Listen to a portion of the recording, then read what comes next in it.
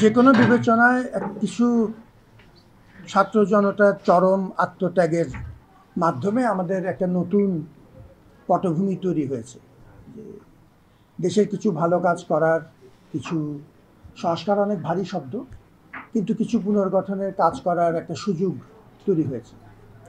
ঢাকা বিশ্ববিদ্যালয় তো দেশের একটা প্রধান প্রতিষ্ঠান।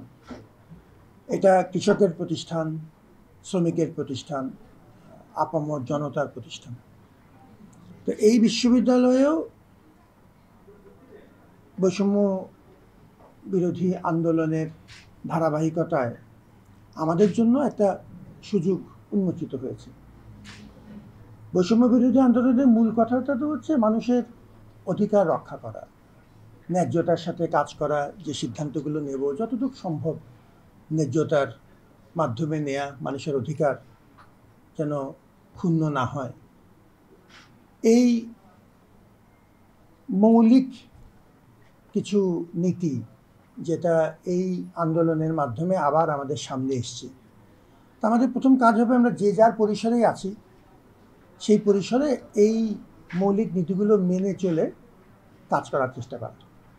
ঢাকা বিশ্ববিদ্যালয়ের ক্ষেত্রে আরও এই দায়িত্বটা আর একটু বড় এই কারণে যে এটা শুধুমাত্র আমার বিশ্ববিদ্যালয় না, এটি এদেশের সবার বিশ্ববিদ্যালয়।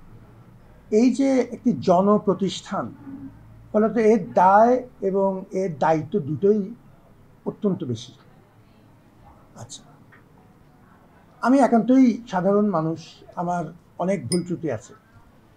আমি ফেরেশতাও নই, শয়তানও নই। মানুষ হিসাবে আমি 10টা কাজ করলে গোটা দুয়েক কাজ ভুল হবে।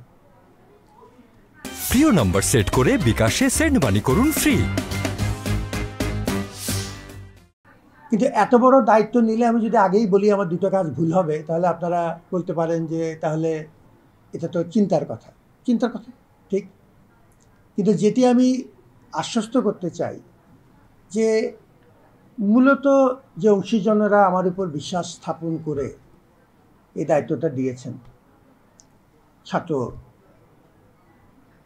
মূলত তাদের একটা বড় চাহিদা ছিল। আমি সর্বোচ্চ আন্তরিকতার সাথে দায়িত্বটা পালন করার চেষ্টা করি, এটা আমার অধিকার। আমি কোনো পদ আঁকড়ে থাকার জন্য এখানে আসিনি। আমি কোনো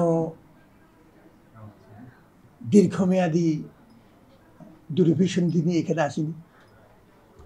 আমি যদ্দূর পারবো আমার টিম নিয়ে, আপনাদেরকে নিয়ে, এটি যেহেতু সবার প্রতিষ্ঠান, আমি সবাইকে নিয়ে যতটুকু পারি আমার চেষ্টা আমি করতে থাকব।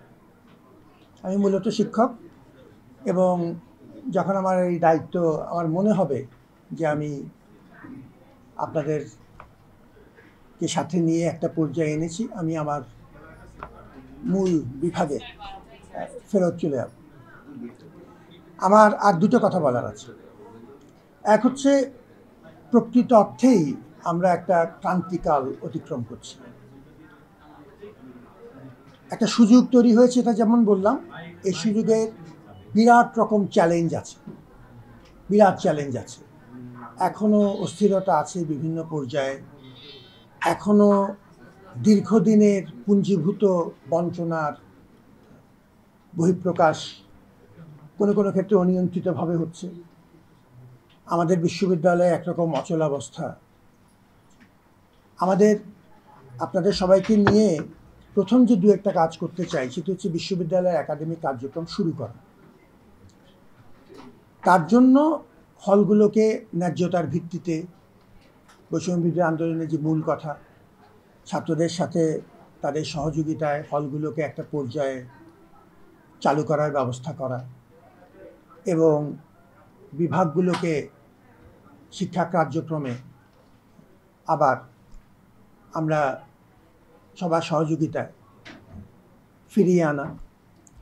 একটা অভূতপূর্ব পরিস্থিতির মধ্য দিয়ে বাংলাদেশ আজকের এই পর্যায়ে এসছে। আমাদের যে ছাত্রছাত্রীরা এখন ফেরত আসবেন, যে শিক্ষকরা ফেরত এসছেন, তারা কিন্তু কঠিন রকম শারীরিক এবং মানসিক একটা ট্রমার মধ্যে দিয়ে গেছেন। আমাদের একটা প্রধান কাজ হবে মানুষের এই ট্রমাটা মোকাবেলা করবার জন্য সহযোগিতা করা। আমাদের কাউন্সেলিং সার্ভিস আছে, এগুলোকে একটু শক্তিশালী করা প্রয়োজন। বেশ কিছু ক্ষতি হয়েছে পড়াশোনার, যদ্দূর সম্ভব বিভাগের সাথে বসে, শিক্ষকদের সাথে বসে এই পড়াশোনার ক্ষতিটা কী করে একটু কাটিয়ে ওঠা যায়, এর কিছু একটু প্যারালজিক্যাল কিছু বিষয় আছে যে এই ধরনের পরিস্থিতিতে কী করে আমরা ছাত্রছাত্রীদেরকে সহযোগিতা করতে পারি, তাদের আগের পড়াশোনার একই মাত্রায় বা একই স্পিডে ফেরত যাওয়া। এটা খুব সহজ ব্যাপার না, সেই কাজটা আমরা করতে চাই। এবং আমরা একটা বড় সুযোগ যেটা বলেছিলাম, এই সুযোগের একটা অংশ হচ্ছে শুধু একাডেমিক বিষয় না, বরং আমাদের এই যে একটি স্বেচ্ছাসেবী মনোভাব গড়ে উঠেছে। দেখুন, এখন এই বন্যাতে ঢাকা বিশ্ববিদ্যালয় অসাধারণ সব উদাহরণ তৈরি করেছে স্বেচ্ছাসেবী কার্যক্রমের। এবং এই স্বেচ্ছাসেবী কার্যক্রম শুধু বন্যা কেন্দ্রিক না, আমরা এটিকে সারা বছর করতে চাই। ছাত্রদের যে বিরাট অবদান বিশেষ করে এই সমাজ পরিবর্তনের ক্ষেত্রে এসছে, এটাকে যেন আমরা একটা আনুষ্ঠানিক রূপ দিতে পারি এবং এই স্বেচ্ছাসেবা কার্যক্রমটা ঢাকা বিশ্ববিদ্যালয়ের নিয়মিত কাজের অংশ যেন হয়ে যায়, এটাও আমার একটা আশা এবং আপনাদের সহযোগিতা দরকার। শেষে একটু ঋণ স্বীকার করা দরকার। আমি মনে করি মানুষের ঋণ স্বীকার করা অত্যন্ত প্রয়োজন। আমরা আজকে এখানে আছি, আগামীকালকে মাটির নিচে, এই কারণে ঋণ স্বীকারটা খুব প্রয়োজন মনে করি। প্রথম কথা হচ্ছে ছাত্ররা যারা জীবন দিয়েছেন, জনতা যারা জীবন দিয়েছেন, যারা এখনও বেঁচে আছেন ঢুকে ঢুকে, এবং যারা বিজয়ীর বেশে ফেরত এসছেন, এই তিন শ্রেণীর ছাত্র জনতার প্রতি এদেশের সব নাগরিকের যেমন কৃতজ্ঞতা আছে, ঢাকা বিশ্ববিদ্যালয়ের অভিভাবক হিসেবে তাদের প্রতি কৃতজ্ঞতা জ্ঞাপন করি। সরকার একটা কঠিন পরিস্থিতির মধ্যে দিয়ে যেও তারা ঢাকা বিশ্ববিদ্যালয়কে অগ্রাধিকারের ভিত্তিতে এখন আমাদের লোকবল দেওয়ার চেষ্টা করছেন।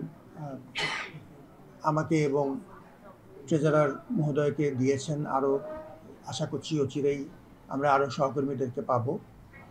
আমি মাননীয় প্রধান উপদেষ্টা এবং শিক্ষা উপদেষ্টা, বিশেষত মাননীয় শিক্ষা উপদেষ্টা এবং অন্যান্য উপদেষ্টা মণ্ডলীকে ধন্যবাদ জানাই।